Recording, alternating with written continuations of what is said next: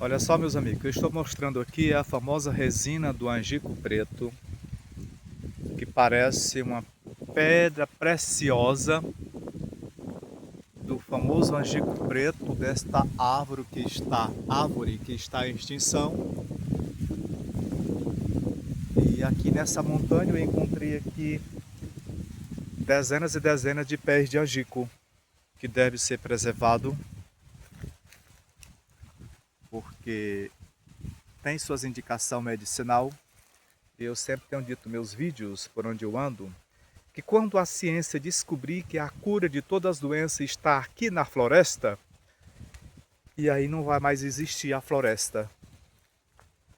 Então vamos preservar, porque isso daqui é um espetáculo. São joias da natureza feita pela criação divina.